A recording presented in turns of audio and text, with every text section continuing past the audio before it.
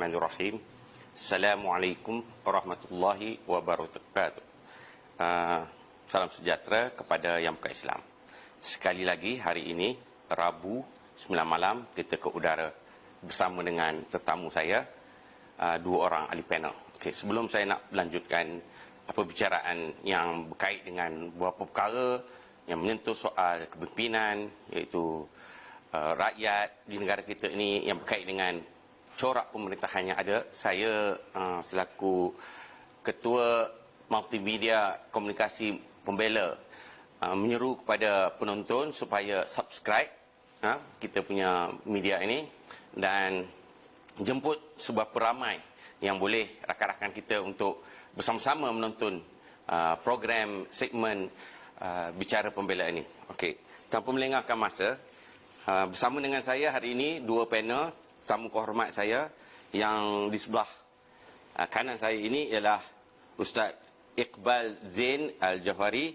Beliau merupakan pengerusi Persatuan Dakwah dan Kebajikan Darul Mujtabah, dan beliau juga adalah panel penasihat kepada gabungan Mi'raj. Sebelah beliau ialah tidak asing lagi, seorang penulis yang banyak menulis mengenai sejarah orang Melayu, iaitu Puan Tun Suzana Haji Osman. Beliau merupakan Ketua Umum Gabungan Melayu Islam Beraja, ya, atau ringkasnya kita panggil sebagai Mi'raj. Apa khabar tetamu kita? Alhamdulillah kita dapat bersama hari ini untuk kita berbual dan berbicara perkara-perkara yang berkaitan dengan tajuk. Okey, tajuk yang diberi pada saya ringkasnya pada poster yang dikeluarkan ialah konsep khalifah kekhalifahan pada setiap pemimpin dan rakyat.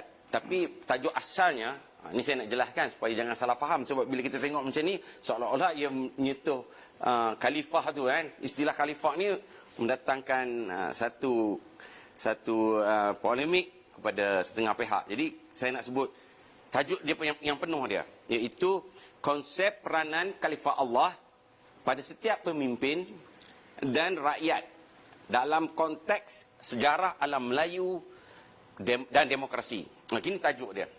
Jadi bila Ustaz, soalan kita kan, soalan ni bukan saya yang letak, kita ada penerbit kita mencadangkan, iaitu beberapa panel di dalam Sekretariat Pembela sendiri mencadangkan dengan tajuk tu. Jadi bila mereka kata, bila kita sebut aja perkataan khalifah ni, bagi orang awam, bila sebut khalifah, terlintas mereka 4 tokoh dalam sejarah Islam tu disebut khalifah tu.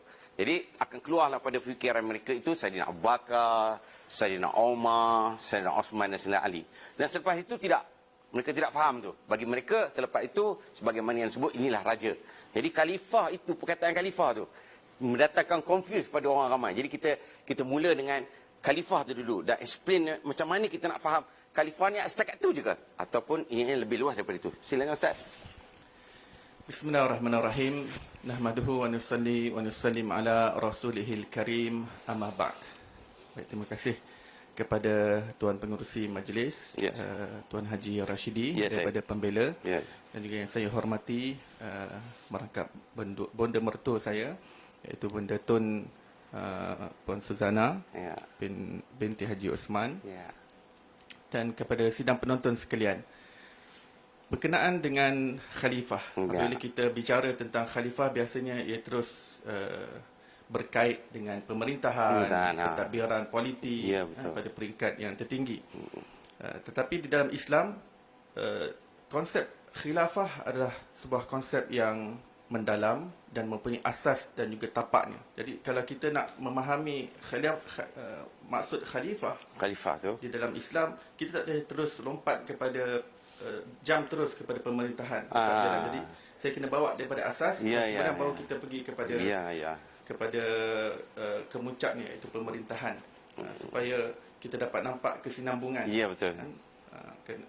Baik, konsep khilafah di dalam Islam, ianya adalah terbit daripada amanah yang Allah SWT berikan kepada setiap hamba-Nya yang dipilih oleh Allah untuk dijadikan manusia dan dihantar di atas muka bumi ini. Dan semua daripada keturunan anak-anak Nabi Adam AS, semuanya mempunyai kelayakan dan juga potensi masing-masing untuk menyambung khilafah yang telah diterima oleh manusia pertama Nabi Adam alaihissalam.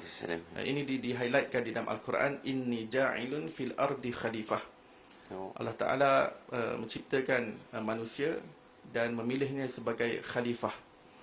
Dan ianya berkait dengan amanah, dan ianya pun diterangkan dalam ayat yang lain dalam Al-Quran, inna aradna al-amanah ala samawati wal ardi wal jibal, sehingga akhir ayat yang mana Allah Ta'ala mengatakan kami telah menawarkan amanah ini kepada sekalian makhluk, mereka tidak berani untuk menerimanya. Tetapi bila amanah ini ditawarkan kepada manusia menerimanya. Maka di atas amanah inilah kita menjadi khalifah Allah. Jadi setiap manusia adalah khalifah kepada dirinya sendiri. Setiap manusia adalah pemimpin kepada dirinya sendiri. Dan ini diterangkan dalam hadis Nabi sallallahu alaihi wasallam, kullukum mas'ulun an ra'iyatihi. Setiap daripada kamu adalah pemimpin. Kullukum ra'in wa kullukum mas'ulun. Setiap kamu adalah pemimpin, setiap kamu adalah pentadbir. Bukan maksud dia bila khalifah tu mesti pemimpin saja, bukan ya? Pemimpin atas bukan. Maksud dia orang biasa pun. Pada setiap individu Allah Ta'ala bagi setiap kingdom dia sendiri. Kerajaan dia. Dia sendiri mentadbir mata dia. Dia sendiri mentadbir telinga dia, mentadbir kaki dia, mentadbir tangan dia. Maka setiap manusia adalah, pertama sekali dia adalah khalifah Allah pada diri dia sendiri. Allahu Akbar. Dan rajanya adalah hati. Rasulullah SAW kata, tempat pusat pemerintahan dia adalah hati. Hati adalah raja. Kalau yang ini baik, keseluruhannya akan baik. Kalau yang ini rosak, keseluruhannya akan rosak. Baik. Nanti kita akan bincang kepada pemerintahan yang pada peringkat tertinggi, pentadbiran, politik dan sebagainya. Semua adalah untuk menjaga makna amanah yang Allah Ta'ala berikan kepada setiap manusia yang menjadi hamba Allah sekaligus khalifah Allah. Khalifah Allah yang hamba Allah yang khalifah Allah. Cantik. Maksudnya kita adalah khalifah Allah yang diuliti dengan peranan kehambaan, dan kita adalah hamba Allah yang diuliti dengan peranan khilafah pada setiap tahap individu. Lalu amanah yang diberikan adalah bagaimana kita dapat menghidupkan perhubungan kita dengan Allah. Itu makna hamba Allah. Pengabdian kita pada Allah, menghidupkan kita bertindak adil kepada diri kita. Bila kita kata khalifah, kita bertindak adil kepada diri kita, kita tidak menzalimi diri kita. Itu amanah. Itu amanah. Dan itu adalah hukum hakam agama. Dan untuk menjaga itu, nanti kalau kita ada keluarga, dan kita kena jaga setiap daripada keluarga kita di atas amanah agama tadi. Untuk hidup ni hukum hakam agama. Dan apabila kita ada kampung, maka seluruh kampung itu bagaimana dapat hidup agama Allah. Jadi bentuk khalifah itu yang bermula daripada diri sendiri, daripada setiap individu. Dan ini sekarang sudah berkembang dalam bentuk kekeluargaan, sudah bentuk dalam desa, kampung, bandar, kota, dan akhirnya kepada negara. Sebuah negara. Dan akhirnya kepada seluruh dunia. Dan makna kehambaan tadi, ianya tidak dapat dijaga kecuali ada yang mentadbir dan menguruskannya. Bagaimana untuk sesuatu masyarakat ataupun satu kelompok, komuniti manusia dapat menegakkan agama Allah, ianya perlukan kepada suatu kekuatan, kepada suatu kedaulatan untuk nak mentadbir, mengurus. Maka dalam sebuah hadis yang disabdakan oleh Rasulullah SAW, yang diriwayatkan oleh Imam Ahmad dalam kitabnya, tidak halal bagi 3 orang yang duduk berdiam di suatu tempat, tinggal tanpa mereka melantik antara mereka salah seorang menjadi ketua. Maksudnya Rasulullah sudah menerapkan daripada awal. Maksudnya untuk nak menjaga amanah ini, mesti ada satu orang ketua untuk mengawal, menyelia. Itu kumpulan yang kecil tu, Ustaz. Itu kumpulan yang kecil Rasulullah terapkan. Bayangkan yang besar, sebuah negara. Ya, betul. Allah. Jadi Rasulullah dah terapkan daripada awal individu, kemudian daripada sudut kemasyarakatan. Kemudian dalam sebuah hadis sahih riwayat Muslim, Rasulullah SAW bersabda, jika salah seorang di antara kamu tidak menyaksikan institusi bai'ah bersama dengan otoriti legitimasi pemerintahan yang dijalankan, maka seolah-olah dia mati. Kalau dia mati dalam keadaan demikian, dia mati seolah-olah dia dalam zaman jahiliyah. Kerana zaman jahiliyah ini zaman yang tidak ada konsep pemerintahan, tidak ada organisasi yang tersusun, yang teratur. Jadi seolah-olah dia hidup dalam zaman jahiliyah, seolah-olah hidup dalam kampung pedalaman. Tidak ambil peduli jungle law. Ya, jungle law. Sebab kalau nama Islam, kita ada organisasi. Organisasi. Kita ada institusi yang menjaga. Ya. Menjaga dan mengatur, mengurus, mengawasi, menyelia bagaimana hukum hakam agama Allah Subhanahu Wa Taala dapat tertegak di atas muka bumi ini. Baik.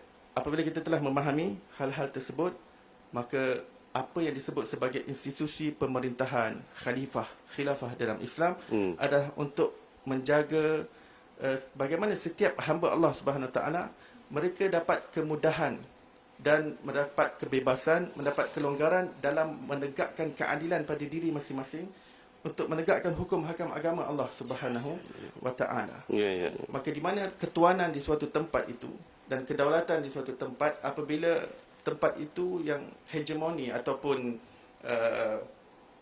autoriti yang pegang itu adalah Islam, maka hukum hakam Islam lah yang paling utama sekali untuk ditegakkan. Ya, salam. Ya. Agama Allah lah yang paling menjadi paksi kepada kenapa pemerintahan itu dibina. Ya, betul. Berlainan di tempat yang tidak menjadikan agama sebagai kebenaran mutlak yang menjadi paksi, mereka anggap agama ini hanya sebagai sub sahaja di dalam pemerintahan mereka. Mereka ada pemerintahan, jadi mungkin agama ini hanya sebagai satu bahagian kecil, satu cawangan kecil yang untuk tadbir kawasan agama, bahagian masjid. Jadi yang bahagian atas ni seolah-olah tidak tersentuh dengan agama. Dalam Islam tidak. Dalam Islam, daripada awal lagi pemerintahan itu memang terbina untuk menjaga apa yang dibawa oleh Islam, iaitu keindahan keadilannya, keindahan kerahmatannya, keindahan kasih sayang, kebajikan. Kebajikan di kalangan masyarakat, kebajikan di kalangan rakyat. Bagaimana mereka dapat hidupkan kebaikan dan kebajikan ini? Dan inilah yang dipanggil sebagai Islam, walaupun negara itu tak disebut sebagai negara Islam.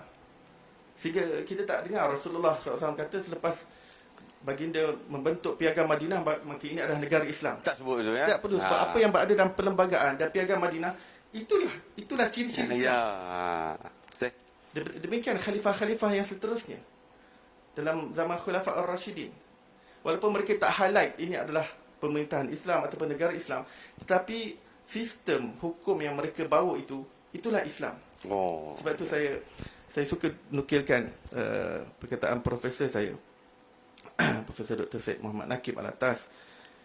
Beliau mengatakan bahawa Rasulullah sallallahu alaihi wasallam diutus bukan sekadar untuk nak mengajar kita bagaimana nak buat basikal Islam, kereta Islam, hatta universiti Islam. Dia kata masalah kalau nama universiti Islam tetapi tidak ada Islam. Lebih baik kalau universiti itu kalau tak ada nama Islam sekalipun, tetapi di dalamnya tertegak ciri-ciri Islam di dalamnya.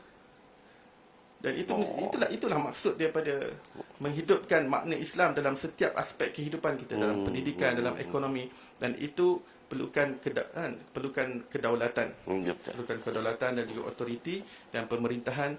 Maka sistem khalifah di dalam Islam adalah untuk menjaga amanah yang telah diberikan oleh Allah Subhanahu Wa Taala dan juga untuk menjaga kebajikan rakyat jelatannya supaya masing-masing dapat menyempurnakan dan melengkapkan amanah yang telah diberikan oleh Allah dalam rangka untuk sempurnakan makna kehambaan diri kepada Allah Subhanahu Wa Taala. Okay, cantik betul soalan. Jawapan tu sangat cantik, sangat kemas, sangat menyeluruh. Saya nak sebut sebab sebut tadi tak semestinya ada perkataan Islam itu kita perlu untuk perkataan tu, tak perlu kan. Tapi saya nak tanya kepada Tun, dalam kita punya negara ni yang kita amal ni sekarang ini, iaitu raja berperlembagaan yang kita fahamkan. Cantiknya dalam perlembagaan kita perkara yang ketiga dalam golongan 1 menyebut dengan jelas Islam adalah agama persekutuan. Yang tak sebut pun kita tak perlu sebut, tapi itulah Islam kan. Tapi ini sebut dengan jelas. Mungkin masa kita sekolah dulu kita faham macam tu, tapi bila kita keluar habis sekolah, kita tidak sebut lagi pasal raja perlembagaan. Kita lebih kepada demokrasi, kejap-kejap kita demonstrasi, kemudian kita seolah-olah nak meletakkan Islam itu ke tepi saja. Mungkin Tun dengan perjuangan yang Tun bawa tu boleh bagi sedikit tips ataupun sesuatu yang boleh kita nak bagi orang rakyat faham ni. bahawa bukan demokrasi itulah matlamat di Malaysia ni. Okay.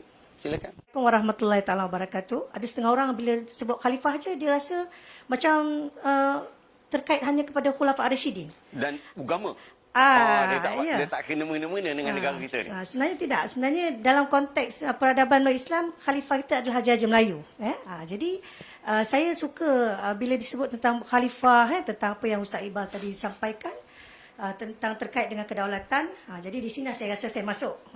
Sebab saya sebagai pengerusi Pertubuhan Kesedaran Melayu dan Islam, yakni Kemudi, merangkap Ketua Umum Sekretariat Gabungan Mi'raj, kami membawa satu naratif yang dipeloporkan oleh seorang pakar jurisprudensi watan, yakni Datuk Dr. Wan Ahmad Fauzi Wan Hussein, yang mana beliau adalah merupakan panel penasihat, selain daripada Ustaz Iqbal, Datuk Dr. Wan juga adalah panel penasihat pada Gabungan Mi'raj. Jadi apa yang saya nak sampaikan adalah sebenarnya ini ilmu Datuk Dr. Wan Ahmad Fauzi sebagai pakar jurisprudensi watan, iaitu naratif kedaulatan watan. Naratif kedaulatan watan yang mana pada saya ianya sangat selari dengan apa yang nak disampaikan oleh Kemudi, dan kami memang suka untuk menyebarkan naratif ini sebab ia terkait dengan sejarah peradaban watan Tanah Melayu. Jadi apabila kita sebut tentang ciri ataupun teras utama watan Persatuan Melaka, yakni Islam itu, dan kita kena faham Islam itu apa. Maknanya begini untuk kita faham konsep kedaulatan watan yang terkait dengan Persatuan Melaka, dan watan itu adalah Islam, dan Islam ni saya nak peringatkanlah bahawasanya bila kita menjadi seorang Islam, apa yang berlaku? Perkara pertama, bila kita bersyahadah, asyhadu an la ilaha illallah wa asyhadu anna Muhammadar Rasulullah, maka kita berlakulah orang kata taklif ataupun tanggungjawab. Kita sudah tidak boleh berbuat suka hati. Terikat dengan syahadah tu. Syahadah sebab kita telah merelakan untuk menjadi hamba Allah. Jadi apabila kita telah bersyahadah dan berlakulah tanggungjawab pada kita, antaranya kita akan dimerdekakan daripada pemikiran yang khurafat, yang syirik, yang pemikiran macam maknanya kita tolak selain daripada yang terkandung dalam syahadah. Maknanya yang tidak terikat dengan syahadah, itu semua kita tolak. Kita terikat dengan yang dalam syahadah tu. Syahadah ni panjanglah dia punya huraian tu. Jadi kita menolak bila kita masuk Islam, menolak perkara syirik, khurafat, perkara kepala yang menerawang. Dan di situlah kita perlu mula bersikap rasional, iaitu menggunakan akal, pemikiran yang sihat. Tetapi akal yang bagaimana? Kita tak boleh juga macam golongan liberal terus tak ada bebas hati nak bebas. Tidak. Itulah dalam ajaran Islam kita menggunakan hukum akal dan nakal. Akal dan nakal, maknanya panduan daripada sumber Quran, sumber sunnah, sumber ijma' dan qiyas. Jadi apabila kita menjadi seorang Islam, maka kita perlu mula berfikiran macam seorang Islam. Kita hukum hakam, kita perlu menggunakan neraca, kayu ukur Islam, tafsiran Islam, pandangan alam Islam. Jadi antaranya macam contohnya hakikat diri, hakikat kehidupan, hakikat alam, hakikat selepas kematian. Itu kita kena lain daripada contohnya kita macam pandangan alam barat lah, lain. Hakikat diri dia orang memang pandangan dia orang lain. Sama lain, tak sama langsung dengan kita. Kemudiannya daripada aspek tafsiran. Adakah sama tafsiran orang barat tentang konsep kekuasaan dengan tafsiran kita sebagai orang Islam? Adakah sama konsep kebahagiaan ataupun hak asasi daripada alam pemikiran barat dengan hak asasi daripada pandangan Islam? Begitu juga dengan saya nak bawa kepada kedaulatan. Itu dia. Jadi kita kena faham apabila kita menjadi seorang Islam, maka fikiran kita punya konsep ataupun telah berubah daripada, kalau kata kedaulatan yang dimaksudkan oleh barat adalah satu kedaulatan yang bersifat agung, bebas mutlak, tetapi sebagai orang Islam tidak. Kita telah pun terikat kepada syahadah itu tadi. Dalam konteks kenegaraan, seorang raja apabila dia telah bersyahadah, adakah daulatnya itu mutlak? Adakah kuasa dia mutlak? Saya nak bawa ke situ. Jadi kalau dalam konteks kenegaraan, seorang raja apabila dia bersyahadah, maka berlakulah tanggungjawab sebagai khalifah Allah dalam konteks pemerintahan. Maka dia sudah tak mutlak, malahan dia telah bertanggungjawab untuk memerintah mengikut kepada hukum hakam agama Islam. Membawa nilai, membawa kepada kayu ukur berdasarkan kepada syariat Islam. Jadi dalam konteks agama Islam atau yang disebut sebagai faham kontinuum itu, kedaulatan ditaarifkan sebagai dalam konteks kenegaraan adalah doktrin amanah khalifah Allah. Doktrin amanah khalifah Allah. Bermakna seorang raja bukan saja dia tidak boleh buat suka hatinya sebagai khalifah Allah, malahan adalah menjadi tanggungjawabnya untuk menjelmakan konsep itu dalam prinsip perundangan dan politik. Dan perkara ini memang berlaku di Melaka. Okey, bagaimana berlaku? Kita lihat saja kepada hukum kanon negeri Melaka. Dah ada. Ini jadi bukti sampai hari ini. Sampai hari ini. Cuba baca situ. Bukan sebab mereka baru ada undang-undang. Hukum kanon Melaka. Jadi orang tengok, Masya Allah. Situ memang semua nampak Masya Allah. Dia kata dengan dia punya syariat dia semua ada kat situ. Dan adat berseni kitabullah pun ada terkandung dalam hukum kanon Melaka. Dilengkapkan dengan hukum kanon faham. Yang kemudiannya diambil sebab Melaka dulu jajahan dia besar. Jadi negeri-negeri lain telah mengambil juga hukum kanon Melaka dan diadapkanlah kepada hukum kanon negeri-negeri. Jadi watan Persatuan Melaka adalah Islam, dan bila kita sebut tentang Islam, kita kena mengikut pada pandangan alam orang Islam, tafsiran orang Islam. Apa yang Allah SWT berkehendak itulah, bukan pandangan selain daripada Islam. Jadi dalam konteks ini begitulah seterusnya selama beratus-ratus tahun Kesultanan Melayu Melaka mengambil pandangan alam ataupun tafsiran kedaulatan mengikut faham kontinuum, ataupun dalam maksud lain adalah mengikut kepada ajaran agama Islam. Dan perkara ini berlaku sehingga terbubarnya Melaka pada tahun 1699. Bila Melaka terbubar dengan peristiwa Sultan Mahmud mangkat di Julang, maka jajahan Melaka telah membentuk negeri-negeri yang tersendiri yang berdaulat. Dan mereka, apabila mereka menjadi kerajaan-kerajaan tersendiri, mereka juga meneruskan konsep kedaulatan watan. Bukannya menghapus atau senyap dia, tidak. Masih ada kekal. Masih kekal sebagai kerajaan Melayu Islam, sebagai kerajaan yang mengamalkan konsep kedaulatan watan. Bukan sebagaimana yang faham, setengah pihak faham, bila jatuhnya Melaka maka jatuhlah kerajaan Islam. Dia faham silap tu. Silap tu. Saya cukup pelik bila orang kata kita dah terjajah 500 tahun. Dah habis dia orang kata. Hal yang terjajah itulah kota Melaka. Itu saja. Sedangkan Melaka sebenarnya bertukar pusat pemerintahan dan meneruskan pemerintahan macam biasa. Bukan kata hilang terus. Tidak.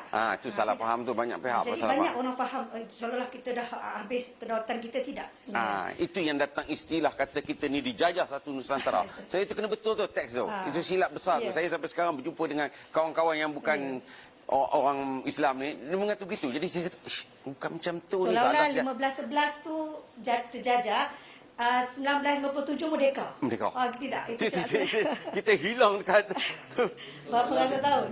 Seolah-olah 500 tahun dijajah. Padahal ada kerajaan dia sedang berjalan dan berlangsung. Sini patut diperbetulkan. Diperbetulkan.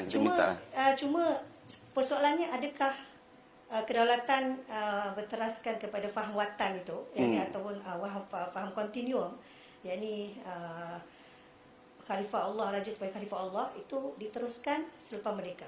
Itu persoalannya. Okey.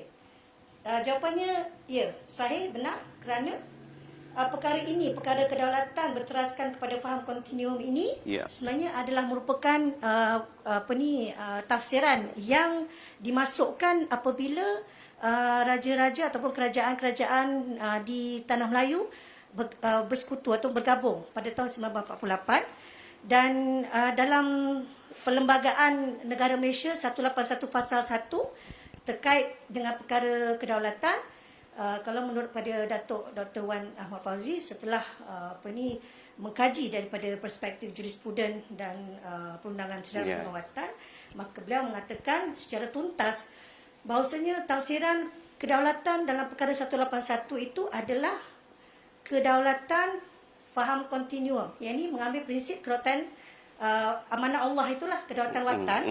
Itulah sebenarnya premis yang paling sahih untuk mentafsir kedaulatan yang ada dalam perkara 181, satu dalam perlembagaan. Okey. Jadi daripada kuat kuasa daripada kedaulatan Raja Melayu itulah, daripada kedaulatan yang di Tuan Agong itulah, maka terbangun kedaulatan negara Malaysia, yang daripada situ telah daripada kuat kuasa tersebut itulah maka diabsahkan sistem politik dan pemerintahan. Jadi tidak ada sama ada tersurat atau tersirat dalam perlembagaan yang mengatakan negara kita adalah berteraskan kepada kedaulatan rakyat. Tidak ada.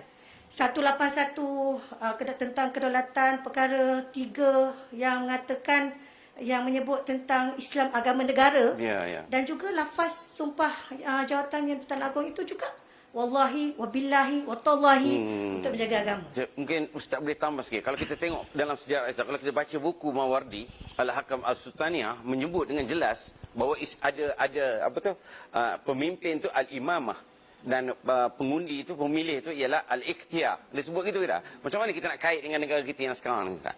Maksud saya begini, kita ada pemerintah, lepas tu dia ada menteri-menteri dia, kemudian kita ada rakyat yang kita ada orang ramai. Sepatutnya tak berlaku macam tu kalau ikut cara Islam yang betul, iaitu pemimpin memilih pemimpin lagi tinggi kan. So bercagah tak tu? Bercagah tak yang ada pada dulu tu dengan yang Islam tu, dan bagaimana dengan orang, kalau dulu yang memilih itu orang Islam, tapi kali ini orang bukan Islam pun memilih. Dia pun ada hak, dia kata. Itu bagaimana Ustaz? Baik, di situ kita perlu lihat kita kena balik pula kepada sejarah juga. Apa yang telah ditanam tapaknya oleh Rasulullah sallallahu alaihi wasallam. Lalu di situlah menjadi dustur ataupun tempat pijakan untuk apa yang kita lihat berlaku, sistem yang kita gunakan pada zaman sekarang. Adakah dia valid, selari, serasi, sejajar dengan spirit Islam itu sendiri? Baik. Rasulullah SAW bersabda dalam hadis yang sahih, jika kalian akan hidup lebih panjang lagi masa tempoh umur kamu akan melihat akan banyak ikhtilaf yang berlaku, akan banyak perselisihan antara masyarakat, antara manusia, rakyat jelata. Kamu akan melihat begitu banyak pertembungan antara satu sama lain. Maka formulanya adalah alaikum bisunnati wa sunnati khulafa'ir rasyidin. Maka berpegang teguh dengan sunnahku dan berpegang teguh dengan sunnah khulafa'ur rasyidin. Baik, apa yang dimaksudkan dengan sunnah khulafa'ur rasyidin? Adakah khulafa'ur rasyidin ini adalah mereka ada sunnah mereka tersendiri yang berlainan dengan sunnah Rasulullah sallallahu alaihi wasallam? Mereka ada sistem mereka tersendiri atau bagaimana? Tidak, sebenarnya sunnah khulafa'ur rasyidin itu sebenarnya bertapak kepada kerangka yang telah dibina oleh Rasulullah sallallahu alaihi wasallam.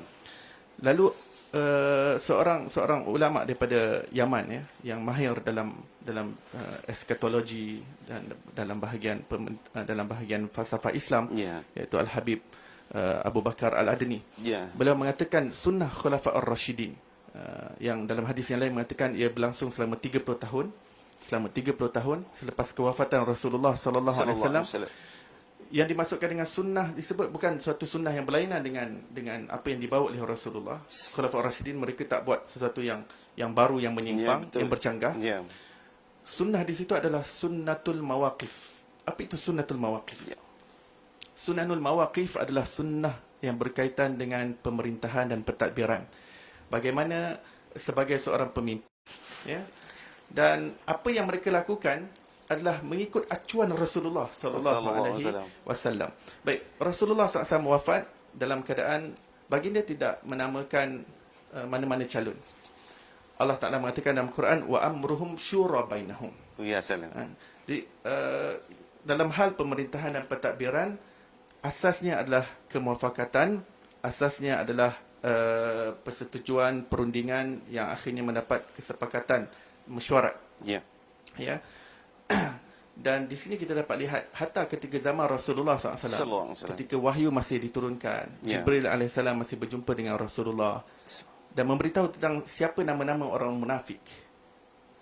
Dan ini adalah suatu asas yang penting. Kita lihat bagaimana Rasulullah menyikapi orang-orang munafik dalam keadaan yang bagi tahu, yang dedahkan nama-nama munafik adalah Allah Ta'ala sendiri. Tapi dalam masa yang sama, dalam pemerintahan ini ada asbab, ada sistemnya.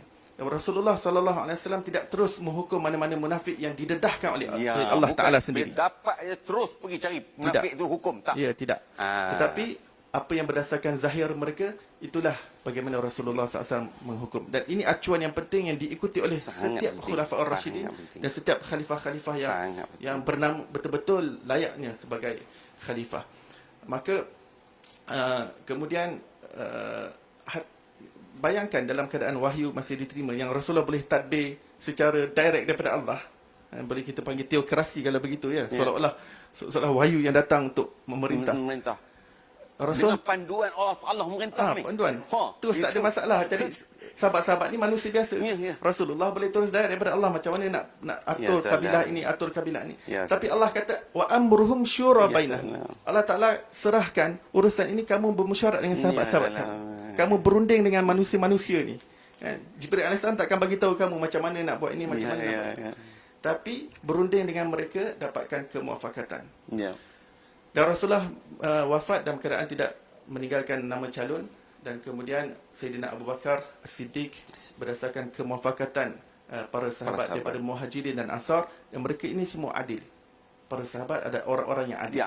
Jadi mereka semua tidak ada permasalahan untuk nak melantik siapa di kalangan mereka yang patut menjadi khalifah. Level tinggi, Ustaz. Mereka level tinggi. Level tinggi.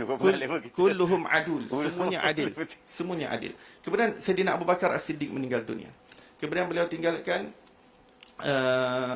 nama calon, Sayyidina Umar Al-Khattab radhiyallahu anhu. Dan pelantikan Sayyidina Umar, walaupun namanya telah dicalonkan oleh Sayyidina Abu Bakar, tetapi beliau dilantik berdasarkan pemuafakatan sahabat-sahabat yang namanya ahli syura. Tak begitu calon naik terus jadi. Aku telah dipilih, aku telah dilantik, buat tak buat. Tidak. Pun pelantikan berdasarkan kemuafakatan. Maka dilantik Sayyidina Umar Al-Khattab. Kemudian Sayyidina Umar meninggal dunia. Beliau meninggalkan 6 nama calon. 6 nama calon. Ini yang cantik sekali lah. 6 orang. Ya. Kemudian daripada 6 orang ini, apabila Sayyidina Umar meninggal dunia, ada yang tarik diri. Kata nama saya minta digugurkan. 6 calon tu disebut ketika dia masih hidup lagi. Masih hidup lagi. Sayyidina Umar masih hidup lagi. Jadi 6 orang, seorang demi seorang tarik diri, tinggal 2 orang. Sayyidina Osman dengan seorang lagi, tak silap saya Sayyidina Ali kalau tak silap saya, ataupun nama yang lain, tetapi tinggal 2 orang. Jadi 4 orang yang baki terus menjadi ahlul hali wal aqdi, ataupun terus menjadi ahli syura yang paling terutama untuk melantik siapa. Maksudnya dalam hal pemerintahan dalam Islam, kita tak sebarkan kepada awam untuk mesti orang, tak boleh. Tak perlu melibatkan. Tak perlu nak melibatkan. Siapa yang pakar bidang, ahli dia. Betul Ustaz. Cantik. Walau bagaimanapun, Sayyidina Abdul Rahman bin Auf, beliau dah termasuk dalam kumpulan untuk memilih. Beliau pergi ke kabilah-kabilah, tanya-tanya siapa agaknya yang sesuai. Dia risik-risik dulu. Jadi di situ ada pemilih, ada mengambil pendapat daripada orang awam. Mana itu tidak terkeluar daripada Islam. Tetapi bukan mereka yang menentukan. Bukan. Dia ambil pendapat. Dia ambil pendapat. Abdul Rahman bin Auf dan juga sahabat-sahabat yang lain yang terlibat, mereka bisik-bisik tanya. Tanya kabilah ni, jumpa penghulu sana, jumpa sana. Dan akhirnya disepakati bahawa Sayyidina Uthman radhiyallahu taala anhu naik. Kemudian Sayyidina Uthman naik, kemudian apabila beliau wafat, beliau juga tidak menamakan mana-mana calon. Kemudian apa yang berlaku ketika itu, sistem yang lain pula digunakan bagaimana untuk dilantik. Dan ini setelah pemimpin Amirul Mukminin itu tadi wafat. Tadi dia masih hidup menamakan. Cantik. Yang ini Sayyidina Uthman wafat tanpa menamakan calon. Jadi masing-masing daripada tempat masing-masing, kerana ada di Basrah, ada di Kufah, ada di Madinah. Jadi sekarang sudah berdasarkan kepada kekeluargaan. Jadi siapa daripada kalangan keluarga mereka yang patut dinaikkan. Sama macam di kita lah, Kelantan, Terengganu semua kan. Dan akhirnya mereka bersepakat untuk serahkan kepada Madinah kerana keutamaan mereka. Dan kemudian apabila orang Madinah mereka melihat ketuanan adalah kepada bangsa Quraisy, nak tak nak, ada hadis sahih tu Ustaz. Hadisnya adalah kita tak kata sahih, tetapi ia sebagai pedoman al-a'immatu min Quraisy. Ya. Al-a'immatu min Quraisy. Dan kenapa ianya sesuai? Maksudnya ada riwayat mengatakan para pemimpin adalah daripada kalangan orang Quraisy. Dan itu adalah sesuai di kawasan bahasa Arab yang mana Quraisy adalah pemegang ketuanan yang tertinggi. Maka akhirnya Sayyidina Ali radhiyallahu taala anhu naik pemerintahan. Dan Sayyidina Ali ketika zaman beliau menyikapi pelbagai perselisihan. Beliau diganti oleh Sayyidina Hasan kemudian. Sayyidina Ali dibunuh, kemudian diganti oleh Sayyidina Hasan. Kemudian setelah Sayyidina Hasan naik selama 6 bulan, cukup 30 tahun. Beliau melihat ada daripada kalangan yang lain, daripada kalangan sahabat Sayyidina Muawiyah radhiyallahu taala anhu, penulis wahyu Rasulullah yang sangat dimuliakan Allah Subhanahu wa taala.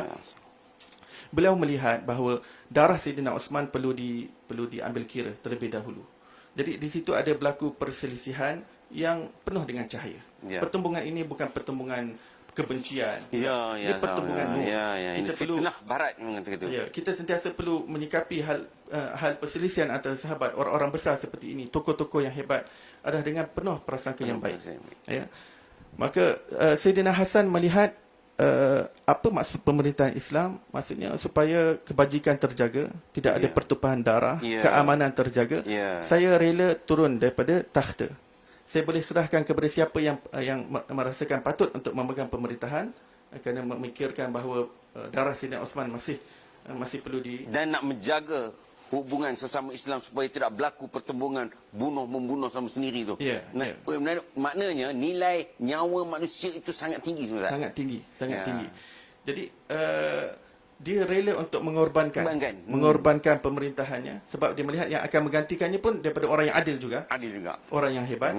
Maka tak mengapa dia menjadi rakyat jelata supaya dapat dipindahkan kepada orang yang boleh meneruskan. Maka Sayyidina Muawiyah radhiyallahu taala anhu naik dan bermulanya sistem beraja. Dan Bani Umayyah pun bermula, kemudian Bani Abbasiyah, kemudian Utsmaniyah, kemudian sampai kepada kerajaan Melayu kita di sini. Bersambung-sambung. Dan saya ingin menyatakan perbezaan antara khalifah Allah dan khalifah Rasulullah. Baik, seluruh individu adalah khalifah Allah. Seperti yang saya terangkan, saya explain tadi. Tapi dalam masa yang sama, yang menjadi pemimpin kepada orang Islam, Amirul Mukminin, mereka adalah khalifah Rasulullah. Mereka meneruskan sunnah pemerintahan yang telah dibentuk acuannya oleh Rasulullah dan para khulafaur rasyidin. Jadi apa-apa perselisihan yang berlaku, maka inilah rujukannya. Maka berbalik kepada demokrasi pada zaman sekarang, maka kita perlu faham pemerintahan yang paling utama, paling tinggi kita adalah raja. Yang ini bawahan kita tidak akan dapat sentuh untuk nak menentukan siapa raja, kerana itu mempunyai syuranya itu sendiri. Mempunyai majlis raja-raja. Itulah ahlul hali wal aqdi dinamakan, dan itu adalah orang-orang yang pakar bidang, orang yang betul-betul mempunyai authority untuk memilih siapa yang patut menjadi raja. Tapi rakyat jelata pada umumnya untuk memilih siapa yang patut menjadi wakil rakyat, untuk membawa suara mereka, maka di situ saya rasa tidak ada masalah selagi mana teras-teras Islam dijaga dan sebagainya. Hatta kalau ada daripada kalangan wakil rakyat daripada yang non-Muslim yang dia mempunyai kemampuan untuk menjaga hal kebajikan, maka dia boleh dilantik untuk menjadi wakil rakyatnya. Dan itu berlaku pada zaman pemerintahan Islam lagi. Apabila non-Muslim yang berada di dalam pemerintahan Islam dia boleh hantar wakil layak, dia boleh diberikan jabatan, dia boleh diberikan jawatan. Dalam Islam ni ada larangan memberontak buruh. Baik, ini haram, Ustaz, apabila pemerintah tu dilantik. Ini jelas. Tetapi dalam keadaan tertentu, kalau pemerintah itu maksiat, buat maksiat, maka boleh. Tapi ada mengatakan tak boleh, Ustaz. Macam mana tu? Saya nak faham tu. Sebab ada orang kata, memang bukan orang kata lagi, memang keluar dalam media bahawa kerajaan yang ada ini adalah kerajaan pintu belakang. Baik, perkataan itu cukup sensitif sebenarnya. Sebabnya dilantik oleh orang yang ada otoriti. Bukan saja orang biasa. Bukan saya lantik, bukan ustaz lantik, bukan Perdana Menteri pun mana, tapi pemerintah tertinggi negara kita. Baik, dia orang kata ini pintu belakang, maka boleh buruh. Boleh. Ini macam mana? Baik, apabila kita telah memahami bahawa kedudukan yang tertinggi dalam pemerintahan adalah raja, Ya, dan di belakangnya ada institusi raja, dan bukan sekadar raja itu sendiri, institusi bersama dengan majlis raja-raja. Ya. Dan kita telah terangkan bahawa yang rakyat jelata mereka lebih mengeluarkan pendapat.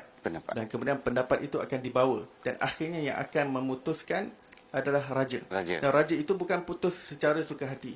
Beliau juga berdasarkan kemuafakatan, berdasarkan mesyuarat, juga mengambil pendapat daripada majlis raja yang lain. Ya, mengambil pendapat yang lain. Dan apabila raja sudah memutuskan, maka itu bukan lagi pintu belakang. Itu bukan lagi pintu belakang, itu sudah valid sebenarnya. Kalau daripada konteks Islam itu sendiri, itu dah valid daripada sudut sah dan bukan sah. Itu tak batal ya. Tidak batal. Tapi oleh kerana kita mengamalkan demokrasi, jadi jika ada pihak pembangkang yang merasakan ini adalah kerajaan yang tidak betul, kerajaan yang tidak sah, atau sebenarnya tak boleh mengatakan tak sah, sudah sah. Maksudnya kerajaan ini tidak layak. Maksudnya kerajaan ini tidak layak untuk memerintah, maka menggunakan channel dan juga saluran yang ada untuk nak menggantikan pemerintahan, tidak ada masalah. Betul. Bukan tidak boleh memberontak di situ. Memberontak akan menyebabkan chaos dan juga huru-hara yang lebih dahsyat. Dulu berontak guna pedang, Ustaz. Sekarang berontak guna wifi, Ustaz. Jadi apabila sudah dan apa yang berlaku di kerajaan Melayu kita meneruskan secara kontinum, seperti mana Bonda sebutkan tadi, apa yang telah diambil acuan daripada zaman Khulafa ar-Rashidin, bahawa setiap raja itu adalah ketua agama Islam. Betul, jelas. Dan maksud ketua agama Islam bukan bermakna dia perlu jadi seperti mufti, ilmunya seperti qadi, seperti Syekhul Islam dan sebagainya. Cukup dia mempunyai ilmu tentang Islam, ilmu pemerintahan, ilmu tanggungjawab untuk dia jalankan keadilan dan kebajikan di kalangan rakyat.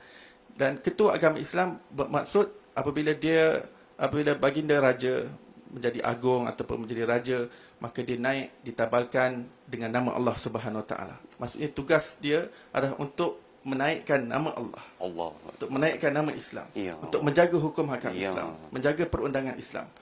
Bukan naik dengan nama lain, tetapi dengan nama Allah, bersumpah dengan nama Allah. Wabillahi watallahi. Ini adalah suatu nama yang kuat. Sebab itu setiap raja dipanggil sebagai ketua agama Islam di setiap negeri. Sebab otoriti yang dapat menjaga kelestarian dan juga keberlangsungan Islam di suatu tempat. Jika kedaulatan Islam jatuh di suatu tempat, maka Islam itu akan menjadi lemah sekali.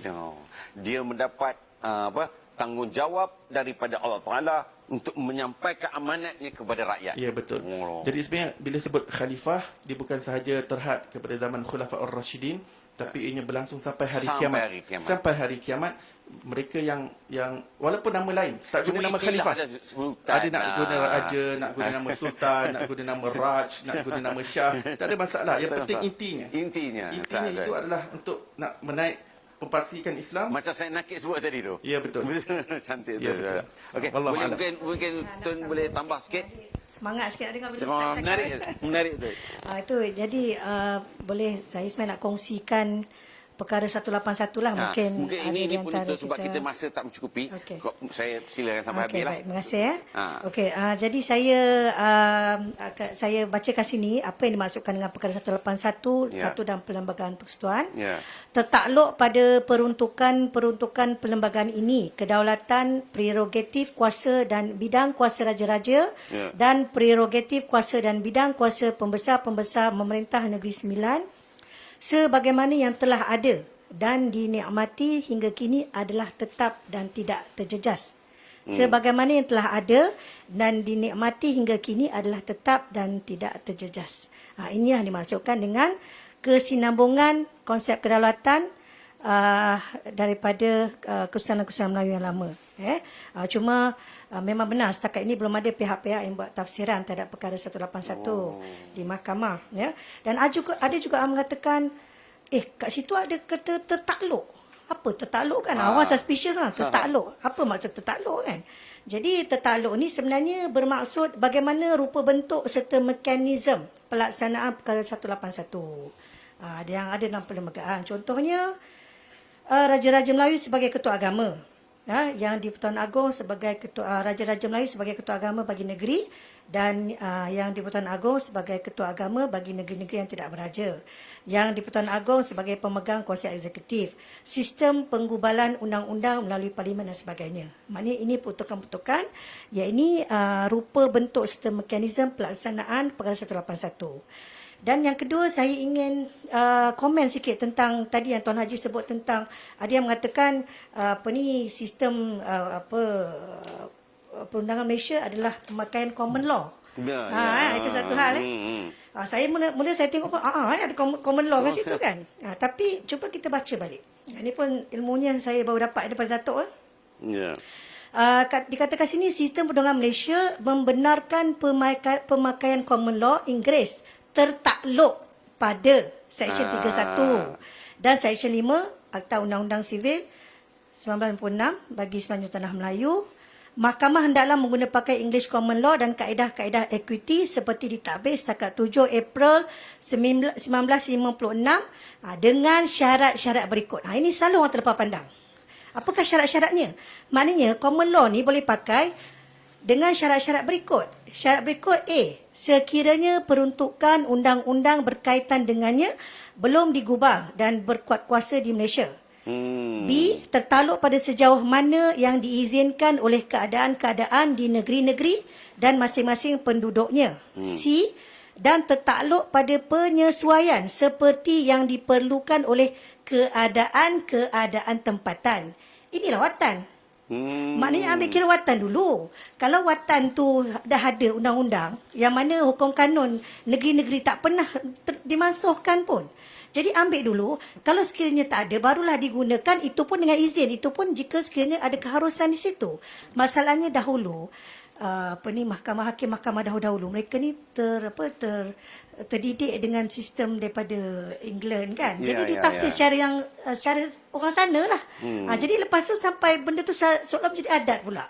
Ditafsir secara sekular, common law mengikut sana. Sedangkan kita sebenarnya ada watan. Jadi secara logiknya ambillah apa orang kata sistem watan kita dan sesuaikan mekanismenya mengikut pada prinsip perlembagaan berteraskan pada kerangka watan. Sebenarnya demokrasi itu hanya berbentuk kaedah pemilihan. Bukan berteraskan kepada kedaulatan rakyat.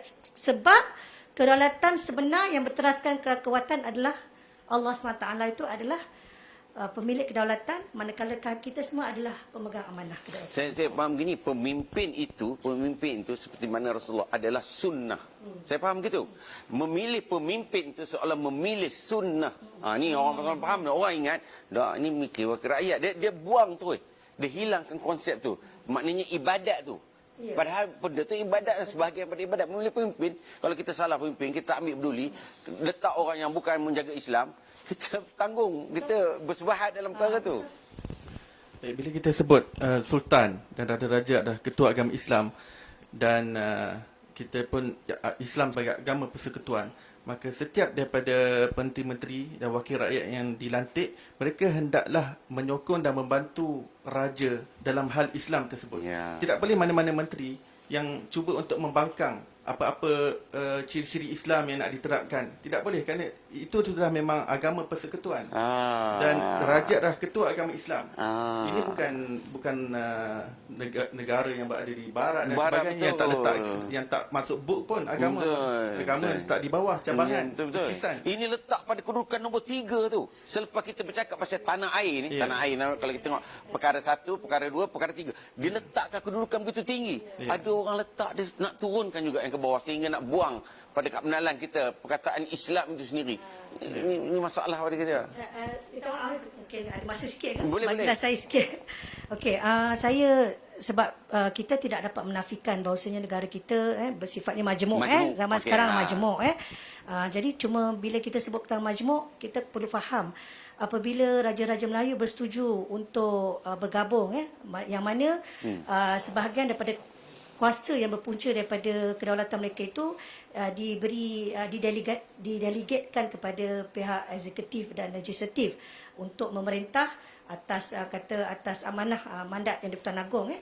Jadi antara yang diberi izin oleh Raja-Raja Melayu waktu itu di zaman pemersekutuan Kerajaan Tanah Melayu adalah memberi izin untuk kaum asing untuk datang untuk menjadi warga negara. Ya. Itu izin. Kena faham tu, raja-raja yang berdaulat Ya. yang bersetuju untuk bergabung. Tetapi izin itu tidak, okey boleh jadi warga negara lepas tu suka hatilah. Tidak. Dia perlu menghormati bersyaratlah maksudnya. Bersyarat khususnya tentang 3 perkara. Mereka yang datang yang diberi izin untuk menjadi warga negara, mereka perlu menghormati 3 perkara. Kerana mereka punya sekatan dan perlu menghormati kedudukan raja, kedudukan Islam dan hak istimewa Melayu. Di negara mana-mana pun kalau kita duduk dengan Gitu. mana kita ada rukun negara yang mesti ikut tu. Sekarang ni ada orang berlatar belakang agama mahu menghapuskan perkara nombor 2 tu, kesetiaan kepada raja dan negara. Nak buang tu, nak jadikan republik. Itulah ada cadangan tu. Saya terfikir macam mana orang yang datang, nenek moyang datang. Lepas tu Berlatar dia belakang agama, belajar agama tu siap itu tak tahu pula. jadi kita Cuma macam mana tak boleh komen sikit tu. sekejap. Dan satu lagi saya just nak bagi tahu, saya kerana kesian orang yang bila dia nampak nama Islam tu dia seriau. Saya kesian sebab seolah-olah ini sebenarnya bukan masalah orang luar, mungkin masalah kita sendiri, masalah orang Islam sendiri. Macam Ustaz kata tadi, tak perlu ada nama, tapi konten tu ada. Jadi kalau kita membawa kepada akhlak, membawa kepada prinsip-prinsip kenegaraan, ahli-ahli politik kita mainkan peranan untuk menghormati perkara prinsip kedaulatan, menghormati perkara integriti, wibawa, keadilan, memberikan akhlak yang baik kepada semua, maka saya ingat Islam itu kita ni sebagai duta Islam. Kita lagi suka kepada Islam. Jadi sebab ini sebenarnya sejarah dahulu memang tempat-tempat yang mana sahabat Rasulullah SAW ataupun zaman-zaman setengah negara yang mana Islam datang berkuasa, mereka seperti contohnya Sultan Muhammad Fatih, Sultan Salahuddin Al-Ayyubi, maka non-Muslim pun ni lagi bagus daripada zaman kami dulu. Keadilan tu. Keadilan. Jadi kita kena, ini salah sebahagian adalah salah kita sendiri. Apabila kita tidak menunjukkan akhlak Rasulullah SAW, kita tak menunjukkan akhlak, maka orang sangat, orang kata seriau dengan nama Islam. Fobia. Ustaz boleh tambah sikit, Ustaz? Baik, apabila kita duduk dalam negara Malaysia, jadi kita kena fahamlah apa itu rukun negara. Dan yang pertama sekali dan paling atas yang diletakkan adalah kepercayaan kepada Tuhan. Dalam konteks negara Malaysia, Tuhan yang dimaksudkan adalah Allah. Sebab Islam adalah agama persekutuan. Dan apabila kita sebut Allah sebagai kepercayaan yang paling utama, dan seluruh sistem pemerintahan dan segala institusinya adalah untuk mendukung kepercayaan kepada Tuhan. Jadi saya ingin tutup dengan bahawa raja-raja mereka mendapat mandat, kita sebut sebagai mandat. Mereka dapat mandat daripada mana? Otoriti mereka itu daripada mana mandat tersebut?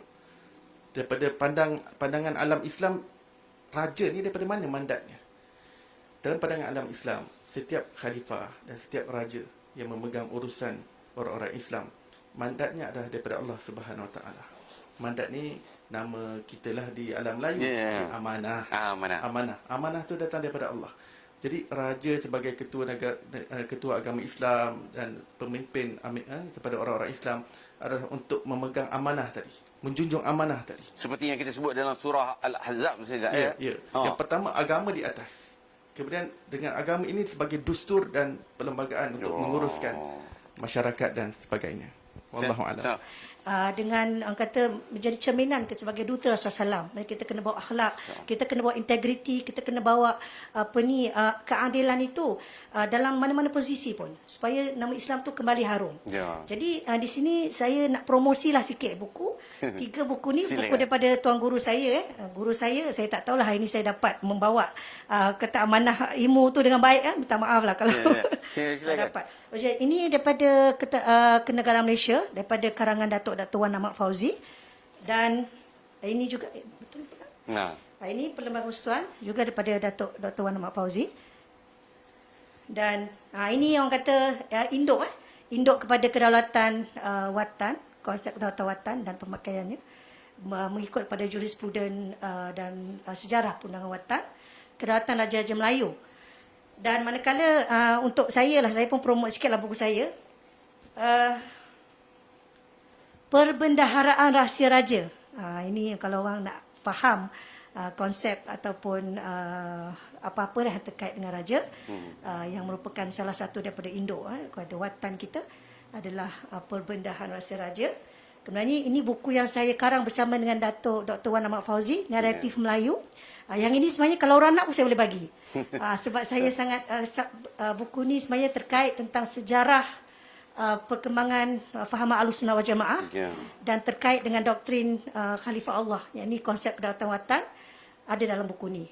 Kalau nak saya boleh bagi free pun tak apa.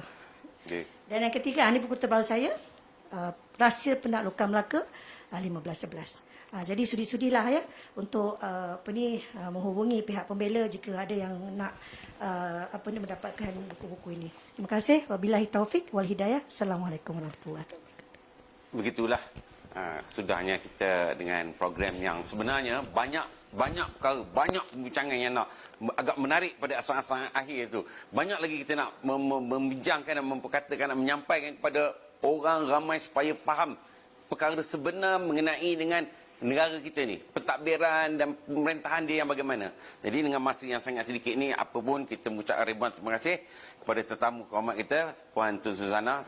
Kita tak ada cenderam mata pun. Jadi sekadar boleh mengucap terima kasih. InsyaAllah akan ada lagi. Begitu juga kepada Ustaz Iqbal Zain Al-Jawhari. Kita minta lah, kalau boleh, kita akan ada lagi sesi dan kita akan ada lagi perbincangan untuk mengenengahkan, untuk memertabatkan 3 perkara tadi. Islam, bangsa dan tanah air. InsyaAllah bersama dengan pembela di rancangan yang akan datang. Assalamualaikum warahmatullahi wabarakatuh.